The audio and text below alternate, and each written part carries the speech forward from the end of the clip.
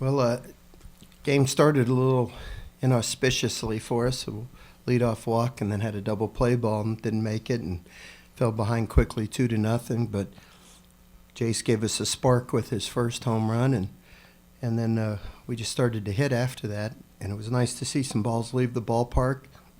And, we went on to a good victory. So it was a kind of a trap game for us, I think, because of the series that's looming this weekend. And I was a little concerned because we weren't able to practice yesterday, so you always worry about, the psyche of your players when you're not around them. And fortunately, we got some hits and hit some home runs. Finally we had some hitting weather, I guess is what you would call it. No wind and some warmer temperatures, and we took advantage of it today.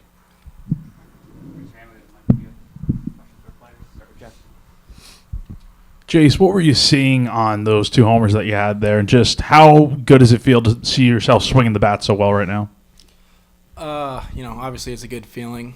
As a hitter, that's kind of what you're looking for. And in those two at bats, I was just trying to be tough with two. Coach Mainieri preaches that a lot, being a good two-strike hitter. And in that at bat, I was able to come up with it, and Nate Hall was able to do that. We had some good, two-strike hits, and it's just being a dog in the box, being able to compete. So that's all I was trying to do. KJ, you've had a pretty good start to your career on both sides of the ball, but what's it like finally getting that first homer? And is that a monkey off the back at all now that you got one on the board? Not really. I don't really think about that. I kind of just go out there, play, compete as best I can, and whatever I can do to help this team win. For both of you guys, this will be the your first Clemson series. What's it been like, in the locker room or learning about the rivalry? And what was this week like for you trying to prepare for Gardner-Webb, but probably knowing that Clemson was on the horizon? We're really excited for it now, especially because we got this game out of the way. So we're getting ready for it, and we're just ready. Coach Mainieri was talking all week about not overlooking this game, and like he said, he kind of came out a little flat at the beginning as a trap game. So, our focus was definitely, here, and that can be tough with a big series looming, but just looking forward to the same chance I get every day, which is an opportunity to go out and compete with my brothers in the locker room. Hey, KJ. I know you said you weren't really thinking about that first homer, but was there any special emotional feeling when you did see it go across the boundary? Yeah, it was definitely really cool to see that ball go over the fence, which it wasn't really a relief, but glad it happened. Help us win. Thank you very much. I didn't even realize that was KJ's first home run. I remember in the preseason in our squad game, he hit one into the right center field bullpen, so I guess I was thinking that was during the season. But he's going to be a really good hitter in this program, and he's already an outstanding ball player, so I'm glad he hit that first one, and hopefully there'll be many more to come. The second play of the game, Dalton goes and dives for that ball. When you see that, do you applaud the hustle, or are you like, hey, we don't want you, putting yourself in a spot that could get you hurt this early in the season? No, I very much applaud the effort, and that's the way we play the game, full speed, 100 miles an hour with our hair on fire. I'd have been disappointed if he didn't dive for the ball and scratch up his face.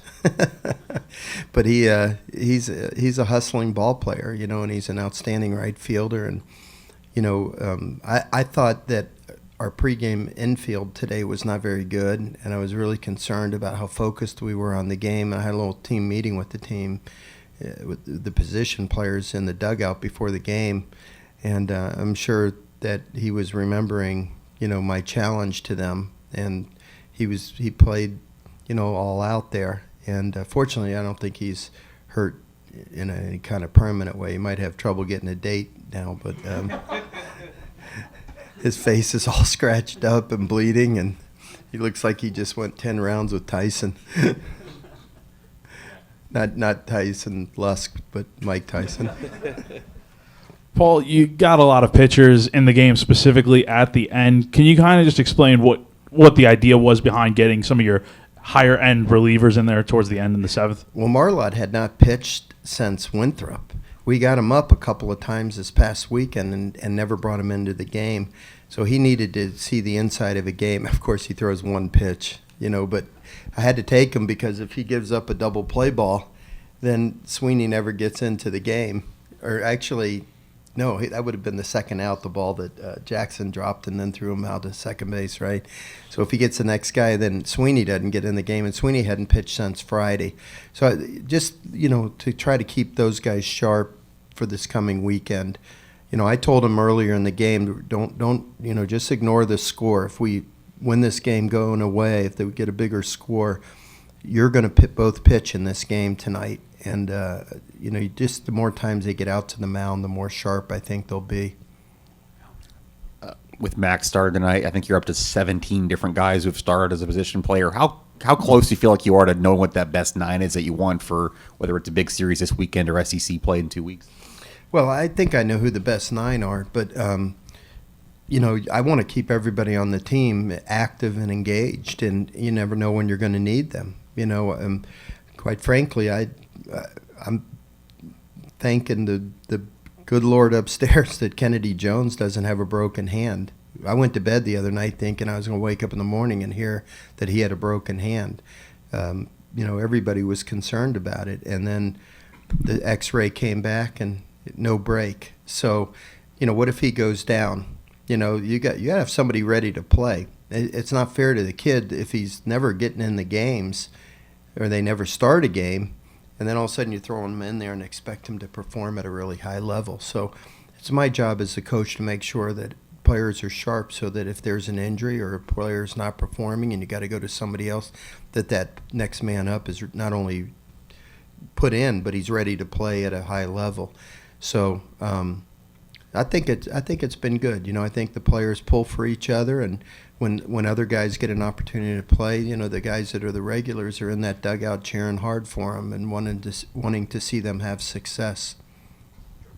It sounds like you were a little worried coming into this game that your team might have been looking towards Clemson. Now that Clemson's up next, what's going to be your message these next couple days to them? Well, I was worried because that's all anybody in this town ever talks about is playing Clemson. I never see anything like it. It's a new experience for me I sometimes think that the fans care more about what we do against Clemson than they do what we do in the SEC, which is crazy in a way. It's the third weekend of the season. After this weekend is over, we're still going to have 42 more games in the season. So, no matter what happens this weekend, and obviously I hope that we have a lot of success, but no matter what happens, there's still going to be a lot of baseball ahead of us. So, I know it's important to the fans, and it's important to me as the coach. It's important to our players, and we're going to go out there this weekend and do everything we can do to be successful against a really outstanding ball club. And I know the fans are going to flock to the games, and the weather's going to be beautiful, and 3 different venues. I mean, that's a pretty cool setup. So we're just really excited about the opportunity to go out and play and against an arch rival. I'm not downplaying the games one iota, believe me, but I just know that whether we sweep or they get swept or something in between, there's still going to be a lot of season left. So we can't overdo it with my players. You know what I mean? We prepare for these games by taking every day serious. Whether it's practice, whether it's a non-conference game, midweek or weekend. Every game we need to approach the same way. I have high expectations for the players, on a daily basis, and this is why, to prepare for these kind of games, so that we don't have to try any harder next weekend than we've been trying every day. I know we're going to talk to you tomorrow more about the game, but how do you like being in a situation like you were at LSU and Air Force and Notre Dame, and I don't know that you really had a burning in-state rival that you kind of had to live with every day.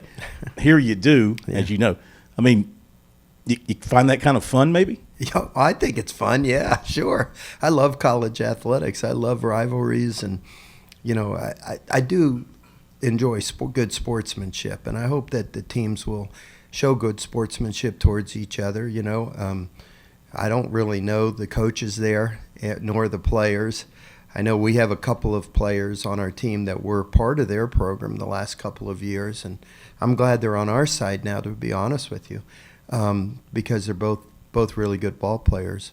But I enjoy it. Yeah, I think it's going to be wonderful. I think it's great that the fans get so into it, and I think it's going to be great baseball. I think it's going to be two really good baseball teams going out there and competing as hard as they can against each other. I love college baseball. I love college athletics. I love rivalries. So, listen, I know it'll be a lot more fun to win than the alternative. So we're going to do everything we can do to succeed this weekend. Kind of going back to the last two games here, you guys have had 14 runs in each of these games. What does that do for your offense going into the weekend and kind of as the weather continues to get warmer?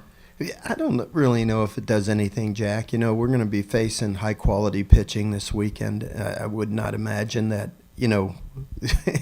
I mean, who knows what happens. But you can't go into a game and expect to score 14 runs against a quality pitching staff like that. I would very much expect the games to be close, hard-fought, one-run type games. And I'm glad we're swinging the bats much better. I'm a hard person to satisfy, I got to be honest with you. I mean, I know we hit some home runs tonight, and I was happy about that. But I'm not really into solo home runs. I like those multi-run home runs. And, we had some opportunities today with runners in scoring position that we did not come through in. And that's always concerning to me because I want to see our players rise to the occasion in the big spots. When you hit the solo home runs, you take them. But I don't think you're going to beat really good teams with just hitting solo home runs every day. So we got to hit in the clutch, and we got to, hit multi-run home runs and those type of things. And, play better defense than we did tonight, and not walk leadoff hitters of the game and let them steal and those kinds of things. So, the little things are what win the big games for me. Questions for Coach? Okay.